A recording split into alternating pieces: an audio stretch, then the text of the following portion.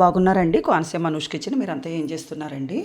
ఈరోజు స్నాక్స్ లాగా మనం కూరలు కూడా నంచుకోవచ్చండి. అరటికాయలు శుభ్రంగా పొట్టు తీసేసుకుని సన్నగా ఇలా కట్ చేసుకోవాలండి రౌండ్గాను. అరటికాయలు 2 అరటికాయలు తీసుకున్నాను నేను. కొంచెం మసాలా పౌడర్ వేసుకుని పసుపు, ఉప్పు, కారం వేసుకున్నానండి. దంచిన ఉప్పు ఉంటుంది కదా, అది వేసుకున్నాను. ఇలా శుభ్రంగా బాగా కలిపేసుకోవాలండి. ఇది చిన్నపిల్లలకి కూడా ఎంచక్క స్నాక్స్లో పెట్టచ్చండి. అలవాటు చేయాలి కదా మనం అన్ని రకాల కాయగూరలు. అరటికాయలు ఎక్కువ ఇష్టపడరు పిల్లలు. బంగాళదుంపలు ఎక్కువ ఫ్రై అలవాటు, కానీ అరటికాయలు తినరు కాబట్టి ఇలా చిన్నపిల్లలు కూడా పెడితే చాలా బాగుంటుంది. కార్తీక మాసంలో ఉల్లిపాయలు తినకూడదు కాబట్టి మనం పప్పు టమాటా ఉల్లిపాయలు లేకుండా వండుకుంటాం కదా, ఇలాగ నంజుకుంటే చాలా బాగుంటుందండి. ఆయిల్ కూడా అస్సలు ఏమీ పట్టదండి. చూడండి, ఆయిల్ కొంచెమే వేసుకున్నాను నేను. ఇలాగ మొత్తం ముక్కలన్నీ కూడా కొంచెం స్లోగా పెట్టి స్టవ్ ఇలాగ సిమ్లో పెట్టి ఇలా తిరిగేసేసుకుంటామేనండి. చాలా అంటే చాలా బాగుంటుంది. ఎప్పుడైతే మనం ఇంత ఇలా కోసుకున్నామో వెంటనే వేగిపోతాయండి. లోపల ఉడకాలి అది ఏమీ లేదు.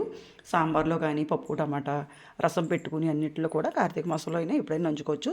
అలాగే కారం తక్కువ వేసుకుంటే చిన్నపిల్లలకి ఎంచక్క స్నాక్స్లా తింటారు. అరటికాయలో ఎన్నో విటమిన్స్ అవి ఉన్నాయి కదా. చూడండి, ఇలా తీసేసుకుని 2 ఆయిల్ అయినాయండి 2 అరటికాయలకి. చూసారా ఎంత బాగున్నాయో స్నాక్స్, చాలా బాగున్నాయండి. ఈ వీడియో మీకు నచ్చినట్లయితే లైక్ చేయండి, షేర్ చేయండి, సబ్స్క్రైబ్ చేయండి.